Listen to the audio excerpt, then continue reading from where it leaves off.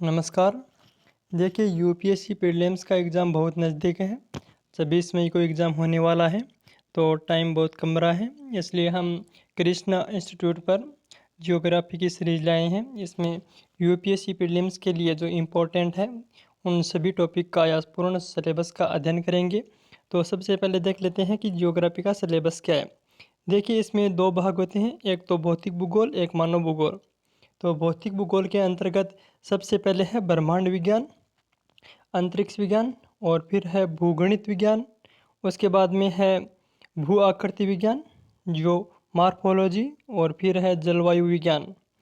देखिए जलवायु विज्ञान के बाद में समुद्र विज्ञान पढ़ेंगे और समुद्र विज्ञान के बाद में जीव पर्यावरणीय भूगोल, ये बहुत ही इम्पोर्टेंट है।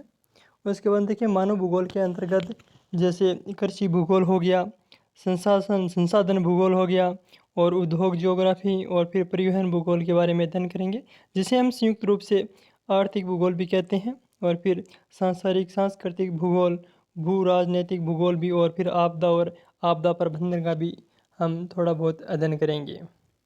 अब देखिए सबसे पहले हम ब्रह्मांड के बारे में जान लेते हैं। सबसे पहला टॉपिक है कि ब्रह्मांड असल में होता क्या है। तो चलो देख लेते हैं। ब्रह्मांड और सौर परिवार कभी कभार क्वेश्चन आ सकता है और पूछा भी जाता है। ब्रह्मांड मुख्यतः कई अरब आकाश गंगाओं के मिलने से बनता है।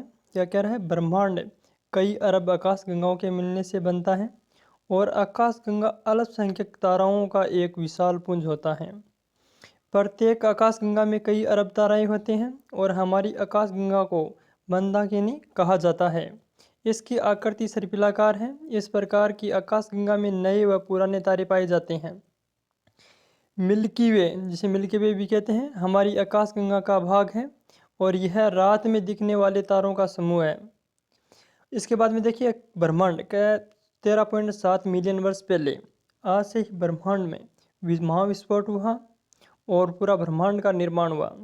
जैसे ब्रह्मांड के अंतर्गत अरबों आकाश गंगाएं होते हैं और अरबों या एक आकाश गंगा के अंतर्गत अरबों तारों तंत्र पाए जाते हैं। क्या? एक आकाश गंगा के अंतर्गत अरबों सौर तंत्र पाए जाते हैं, जैसे हमारा सूर्य का सौर तंत्र है। अब क्या कह रहा है कि हमारे आकाश गंगा में एंड्रोमेडा हमारी आकाश गंगा के सबसे निकट हमारी आकाश गंगा है। यह भी महत्वपूर्ण क्वेश्चन है, कथन में आ सकता है कि हमारी आकाश गंगा के पास में कौन सी सबसे नज़दीक आकाश गंगा है। उसके बाद में प्रोक्सिमा सेंचुरी सूर्य का निकटतम तारा है, तो ये भी पूछा जा सकता है। ब्लैक होल हमारी आकाश गंगा के केंद्र में स्थित अत्यधिक गुरुत्वाकर्षण का वह क्षेत्र है जो प्रत्येक पदार्थ को अपनी ओर खींचता है। देखिए जो ब्लैक होल होता है इसमें अत्यधिक गुरुत्वाकर्षण होता है, जो बड़े बड़े पिंडों को अपने अंदर समा लेता है, का अपनी ओर खींच लेता है। क्वेसर एक चमकीला खगोलीय पिंड है जो अत्यधिक मात्रा में ऊर्जा उत्सर्जित करता है। इसके बाद देखिए सौरमंडल। सौरमंडल सूर्य और उसके चारों ओर भ्रमण करने वाले ग्रह, जैसे बुध शुक्र ग्रह हो गए, उपग्रह तंत्र, धूमकेतु, उल्कापिंड और क्षुद्र ग्रह संयुक्त रूप से सौरमंडल कहलाते हैं। हमारे जैसे हम रहते हैं पृथ्वी, हमारे सौरमंडल के बारे में तो आपको पता ही होना चाहिए। इसमें जो ग्रह पाए जाते हैं कौन कौन से ग्रह हैं? उपग्रह, धूमकेतु, उल्कापिंड और क्षुद्र ग्रह कौन से कहाँ पर पाए जाते हैं। सबसे पहले देखिए हम सूर्य के बारे में ही जान लेते हैं। सूर्य सूर्य वह भाग जो हमें आंखों से दिखाई देता है उसे देखिए। सूर्य के अंतर्गत 4 भाग होते हैं। एक तो कोर होता है, उसके बाद में प्रकाश मंडल होता है, उसके बाद में वर्ण मंडल होता है और अंतिम में कोरोना होता है जो हमें दिखाई देता है बाहर से। क्या कह रहा है? सूर्य का वह भाग जो हमें आंखों से दिखाई देता है उसे प्रकाश मंडल कहते हैं। सूर्य का बाह्यतम भाग जो केवल सूर्य ग्रहण के समय ही दिखाई देता है उसे कोरोना कहते हैं। तो हम थोड़ा सा अच्छे से जान लेते हैं यहाँ पर कि सूर्य है, इसके 4 भाग होते हैं। सबसे अंदर का भाग कोर या जिसे क्रोड कहते हैं, उसके बाद में हम प्रकाश मंडल कहते हैं, फोटोस्फीयर, उसके बाद में वर्णमंडल आता है, उसके बाद में जो वर्णमंडल को क्रोमोस्फीयर कहते हैं और अंतिम में कोरोना। यही कह रहा है कि सूर्य का वह भाग जो हमें आंखों से दिखाई देता है उसे प्रकाश मंडल कहते हैं। सूर्य का वह बाह्यतम भाग जो केवल सूर्य ग्रहण के समय ही जो चंद्रमा के चारों ओर दिखाई देता है उसे कोरोना कहते हैं। और सौर ज्वालाएं जहाँ से निकलती है वे काले धब्बे दिखाई देते हैं, उन्हें सौर कलंक कहते हैं। सूर्य पर बहुत अधिक जो क्रियाएं होती हैं नाभिकीय संलयन की, उससे वहाँ पर काले धब्बे दिखाई देने लगते हैं, उन्हें हम सौर कलंक कहते हैं। अब देखिए ग्रह, जो भी ग्रह तंत्र है उनके बारे में अध्ययन कर लेते हैं। ग्रह सूर्य की परिक्रमा करने वाले पिंड हैं। देखिए अधिक जानकारी के लिए मतलब मैंने सोलर सिस्टम मेरे कृष्णा इंस्टीट्यूट चैनल पर ही जो प्ले लिस्ट बनी हुई है उनमें नीचे में जियोग्राफी के प्ले लिस्ट है, वहाँ पर बहुत अच्छे तरीके से ही जो सोलर सिस्टम है, जो ब्रह्मांड के बारे में समझाया हुआ है, क्लास ली हुई है, वो क्लास आप देख सकते हैं। हम यहाँ प्री के लिहाज से जो इम्पोर्टेंट हैं, जो कम समय में शॉर्ट में अच्छे से यानी अधिक से अधिक क्वेश्चन कर सकते हैं, उसका अध्ययन कर रहे हैं। कोई भी क्वेश्चन यहाँ से बाहर से नहीं जाएगा, लेकिन अगर आपको जानना हो अत्यधिक मतलब अधिक जानना हो या जो ऑप्शनल सब्जेक्ट है जियोग्राफी, तो प्ले लिस्ट में देख सकते हैं। ग्रह, देखिए सूर्य, ग्रह सूर्य की परिक्रमा करने वाले पिंड हैं, जो सूर्य से ही निकलते हुए भाग हैं, जो सूर्य से ही निकले हुए भाग हैं। ये सूर्य के प्रकाश से ही प्रकाशित होते हैं, जो सूर्य का प्रकाश है उसी से प्रकाशित होते हैं, आपको पता है। सूर्य से ही ऊष्मा प्राप्त करते हैं, जो सूर्य से ही ऊर्जा प्राप्त करते हैं, जैसे हमारी पृथ्वी प्राप्त करती है। शुक्र व अरुण सूर्य के चारों ओर पूर्व से पश्चिम की परिक्रमा करते हैं, परिभ्रमण करते हैं। देखिए जो शुक्र है, ये इंपॉर्टेंट क्वेश्चन है, ऐसा क्वेश्चन आ सकता है प्री में कि कौन कौन से ग्रह हैं जो सूर्य के पूर्व से पश्चिम की ओर दिशा में परिभ्रमण करते हैं। देखिए बाकी जो भी हैं वह सभी पश्चिम से पूर्व की ओर करते हैं, क्या पश्चिम से पूर्व की ओर करते हैं जो भी हैं, और शुक्र और अरुण वह हैं जो के पूर्व से पश्चिम की ओर दिशा में, जो घड़ी की दिशा में गति करते हैं। जबकि अन्य सभी ग्रह परिक्रमा पश्चिम से पूर्व की ओर करते हैं। बृहस्पति मंडल का क्या है, बृहस्पति सौर मंडल का सबसे बड़ा ग्रह है, जबकि बुध सबसे छोटा। ये भी इंपॉर्टेंट है, सबसे बड़ा ग्रह कौन सा है, बृहस्पति है, और सौर मंडल का सबसे बड़ा ग्रह है, और सबसे छोटा ग्रह कौन सा है, बुध ग्रह है। सूर्य से बढ़ती हुई दूरी के क्रम में क्या है, सूर्य से बढ़ती हुई दूरी के क्रम में ग्रहों का विवरण निम्न प्रकार है। सबसे सबसे नजदीक, उसके बाद में दूरी, इस प्रकार से विवरण है। चलिए देख लेते हैं। क्रम भी कभी कभी पूछ लिया जाता है, तो याद रखना आप। बुध ग्रह, यह सूर्य का सबसे निकटतम ग्रह है। 88 दिनों में सूर्य की परिक्रमा कर लेता है, और यह वायुमंडल का अभाव, यहाँ वायुमंडल का अभाव पाया जाता है, और इसका कोई भी उपग्रह नहीं है। इसे मॉर्निंग स्टार भी कहते हैं कि यह सूर्य का सबसे निकटतम ग्रह है, जो 88 दिनों में जो अपना घूर्णन है, जो जिसकी परिक्रमा कर लेता है, और ये वायुमंडल का सब यहाँ पर अभाव पाया जाता है, और इसका कोई भी उपग्रह नहीं है। देखिए दोस्तों इंपॉर्टेंट फैक्ट ये है कि बुध ग्रह सबसे नज़दीक है किसके, सूर्य के, उसके बावजूद ही इस पर यह सबसे गर्म ग्रह नहीं है। क्या, ये सबसे सूर्य के नज़दीक है, उसके बावजूद भी ये गर्म नहीं है, और इसे मॉर्निंग स्टार भी कहते हैं। ये दूसरा फैक्ट है, 88 दिनों में सूर्य की परीक्षण कर लेता है, जो परिभ्रमण है कर लेता है, और उसके बाद में वायुमंडल का अभाव पाया जाता है, और इसका कोई भी उपग्रह नहीं है। अब दूसरा ग्रह, इसे मॉर्निंग स्टार भी कहते हैं। उसके बाद में आता है शुक्र ग्रह। ये इंपॉर्टेंट है भाई, यह सूर्य की परिक्रमा 225 दिनों में 224 दिनों में कर लेता है। ये सूर्य का परिभ्रमण से पूर्व से पश्चिम दिशा में करता है। आ गया ये कि पूर्व से पश्चिम दिशा में करता है। सूर्य व चंद्रमा के बाद यह सबसे चमकीला दिखाई देता है। क्या है, सूर्य व चंद्रमा के बाद यह सबसे चमकीला दिखाई देता है। इसको सांझ का तारा या भोर का तारा भी कहते हैं। इसे इवनिंग स्टार और मॉर्निंग स्टार भी कहते हैं। जब सूर्य अस्त होता है उससे पहले उदय होता है, और जब सूर्य उदय होता है उससे पहले तक बना रहता है, इसलिए इसे मॉर्निंग स्टार, इवनिंग स्टार और मॉर्निंग स्टार भी कहते हैं।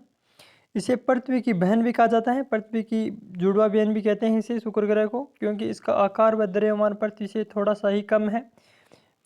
ठीक है, इसका कोई उपग्रह नहीं है। इंपॉर्टेंट फैक्ट क्या है, 225 या 24 दिनों में ये परिक्रमा कर लेता है, और ये पूर्व से पश्चिम दिशा में करता है, और ये सबसे सूर्य और चंद्रमा के बाद में चमकीला है, और इसे मॉर्निंग और इवनिंग स्टार कहते हैं, और पृथ्वी की जुड़वा बहन भी कहते हैं, और आकार और द्रव्यमान की दृष्टि से पृथ्वी के समान है। इसका कोई उपग्रह नहीं है। उसके बाद देखिए हमारी पृथ्वी आ जाती है। क्या, हमारी पृथ्वी अर्थ, यह पश्चिम से पूर्व की ओर घूमती है। तो आपको तो पता ही होना चाहिए हमारी पृथ्वी का घूर्णन किस टाइप होता है, पश्चिम से पूर्व की ओर घूमती है। हमारे अक्ष पर 23.5 डिग्री झुकी हुई है। यह सूर्य का परिक्रमण 365 दिन 5 घंटे और 48 मिनट 46 सेकंड में करती है। आपको पता होना 365 दिन 5 घंटे और 48 मिनट और 46 सेकेंड में करती है। इसकी आकृति जियाड होती है। इसका भूमध्य रेखीय व्यास क्या है 12,756 मीटर है। जो भूमध्य रेखीय व्यास है इसका कितना है 12,756। इंपॉर्टेंट है भाई। इसका ध्रुवीय व्यास कितना है भाई, इसका ध्रुवीय व्यास है 12,714 किलोमीटर। देख लिए 756 और 12,700 में अंतर है ना, इसलिए इसे जियाडा करती है ये। सूर्य का प्रकाश पृथ्वी तक पहुंचने में 8 मिनट 18 सेकंड का समय लगता है। ये आपको पता होना चाहिए। सूर्य से जो प्रकाश पृथ्वी तक पहुंचता है तो कितना 8 मिनट 18 सेकंड में पहुंचता है। अंतरिक्ष से पृथ्वी नीली जल की अधिकता के कारण दिखाई देती है, अतः इसे नीला ग्रह भी कहा जाता है। इसके बाद देखिए मंगल ग्रह, ये भी इंपॉर्टेंट है। मंगल ग्रह के बारे में जिसके उपग्रह हैं उनके बारे में पूछ लिया जाता है। मंगल सतह लाल होने के कारण, देखिए इसकी लाल सतह होती है आयरन ऑक्साइड के कारण। इसकी सतह किसके कारण, आयरन ऑक्साइड की वजह से इसकी सतह लाल होती है। इसे लाल ग्रह भी कहा जाता है। इसकी घूर्णन गति पृथ्वी के समान ही है। और क्या है, इस ग्रह पर जीवन की संभावना व्यक्त की जा रही है कि यहाँ पर जीवन पाया जाता है या पाया जाता था। फाबोस और डिमोस इसके दो उपग्रह हैं, बहुत ही महत्वपूर्ण है। देखिए यहाँ पर क्या है, इसका सबसे ऊंचा पर्वत क्या है, निकस ओलंपिया है, जो एवरेस्ट से 3 गुना है। हमारे सौरमंडल का सबसे ऊंचा यहाँ पृथ्वी जो माउंट एवरेस्ट है, जो 8,848 मीटर ऊंचा है, उससे भी 3 गुना ऊंचा है निकस ओलंपिया। और यहाँ पर एक ज्वालामुखी पाई जाती है, सबसे बड़ा ज्वालामुखी ओलंपस मास के मंगल पर ही पाया जाता है। ओलंपस मास तो ज्वालामुखी पाया जाता है। और सबसे ऊंची पर्वत चोटी कौन सी है, निकस ओलंपिया। बहुत महत्वपूर्ण है दोनों टॉपिक। उसके बाद में देखिए बृहस्पति ग्रह आ गया। कौन सा, बृहस्पति, ये भी इंपॉर्टेंट है। सबसे बड़ा ग्रह है, सूर्य की परिक्रमा क्या है 119 वर्ष में करता है। और इसके 28 उपग्रह हैं, जिनमें गैनीमीड सबसे बड़ा उपग्रह है। इसे अन्य उपग्रह जैसे आयो, क्लिस्टो, यूरोपो, ये इंपॉर्टेंट ग्रह हैं। इसके बाद में है शनि। यह सूर्य की परिक्रमा 29.5 वर्ष में 29.5 वर्षों में करता है। इसकी मध्य रेखा के चारों ओर पूर्ण विकसित वलय हैं। जैसे ये शनि है, उसके चारों में वलय पाई जाती हैं। ठीक है, वलय हैं जो अत्यंत छोटे छोटे कणों से मिलकर बनी होती हैं। इनमें सर्वाधिक ज्ञात उपग्रह हैं। इनके सर्वाधिक ज्ञात उपग्रह हैं, सबसे अधिक शनि के उपग्रह पाए जाते हैं। शनि का सबसे बड़ा उपग्रह टाइटन। उसके बाद है मिमासा, टेथिस, रिया, फाबे, डियान, इनके अन्य उपग्रह हैं। इसके बाद में देखिए अरुण ग्रह के बारे में है, यह भी इंपॉर्टेंट है। सूर्य की परिक्रमा 84 वर्षों में पूरा करता है। देख दूरी के कारण ये जो परिक्रमा करते हैं अधिक समय लेते हैं। इनकी दिशा पूर्व से पश्चिम है। जो अन्य ग्रह थे शुक्र के और अरुण के अलावा जो पश्चिम से पूर्व की ओर कर रहे थे, ये दोनों ग्रह पूर्व से पश्चिम की ओर करते हैं। इनमें भी रवि और वल्य हैं। इनमें भी वल्य पाई जाती हैं, जिनकी संख्या 5 है। यहाँ का वायुमंडल संघन है, देखिए, जिसमें हाइड्रोजन, हीलियम, मीथेन और अमोनिया गैसें हैं। अरुण में जो पाया जाता है वायुमंडल, वो गैस, अरुण ग्रह भी गैसों से बना हुआ है। कौन कौन से, हाइड्रोजन, हीलियम, मीथेन और अमोनिया से, आपको पता होना चाहिए।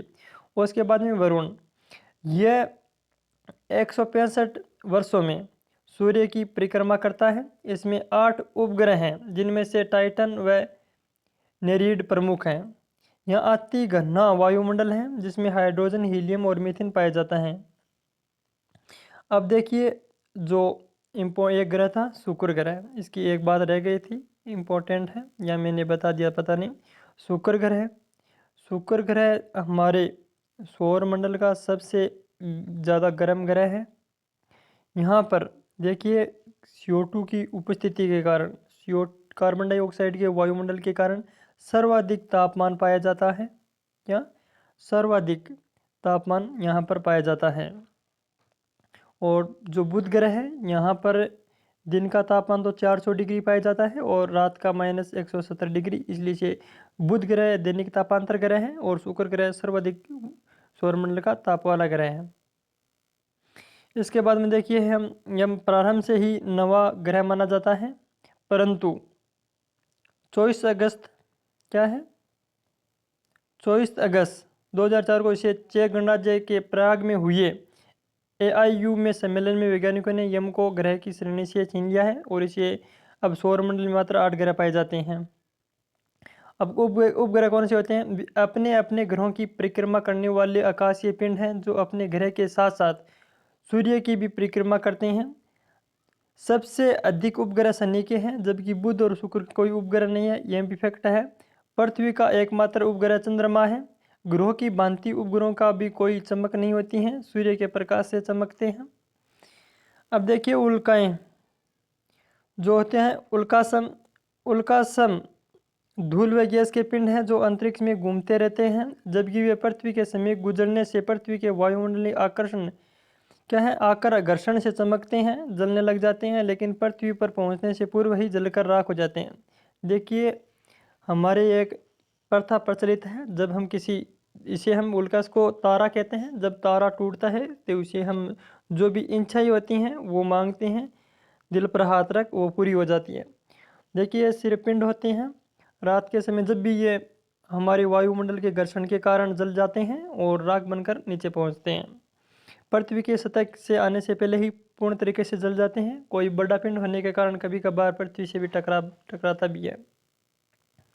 अब देखिए उल्का पिंड वे पिंड जो वायुमंडल में घर्षण से पूर्व जल नहीं पाते। अब देखिए इंपॉर्टेंट है, उल्कासम तो वह हैं जो पूर्ण रूप से जल जाते हैं, ऊपर ही राख हो जाते हैं, जो हम रात को दिन में तो दिखाई नहीं देते, रात को दिखाई देते हैं। और उल्का पिंड वे होते हैं जो वायुमंडल में घर्षण से पूर्व पूर्णतः जल नहीं पाते, चट्टानों के रूप में पृथ्वी के ऊपर आकर गिरते हैं, उल्का पिंड कहलाते हैं। वैज्ञानिकों के लिए अध्ययन के लिए इंपॉर्टेंट है। जैसे भारत के अंदर कोई उल्कापिंड ऊपर से गिरता है तो भारत की संपत्ति जो सरकार की संपत्ति कहलाती है। अगर अन्य जैसे अमेरिका के अंदर गिरता है तो उसे कोई भी वैज्ञानिक जो एजेंसियां लेती हैं तो उसे पे करना पड़ता है। उसके बाद क्षुद्र ग्रह सूर्य की परिक्रमा करने वाले क्या है? सूर्य की परिक्रमा करने वाला यह पिंड मंगल और बृहस्पति ग्रह के बीच में पाए जाते हैं। क्षुद्र ग्रह आपको पता होना चाहिए कहाँ पर पाए जाते हैं, तो मंगल और बृहस्पति के मध्य क्षुद्र ग्रह पाए जाते हैं, जिनकी संख्या 35,000 है। इनसे अनुमानित अधिक भी हैं। अब देखिए क्या पूछल तारे क्या होते हैं? धूमकेतु। ये वो पिंड हैं जो बर्फ हिमानी जैसे हिमकणों के रूप में गैसों और आकाशीय धूल से बने होते हैं। अपनी कक्षा में घूमते हुए कई वर्षों के पश्चात जब ये सूर्य के समीप से गुजरते हैं तो गर्म होकर इनमें गैस की फुहार निकलती हैं, जो एक लंबी चमकीली पूंछ के समान प्रतीत होती हैं। सामान्य अवस्था में पूंछल तारा बिना पूंछ का होता है।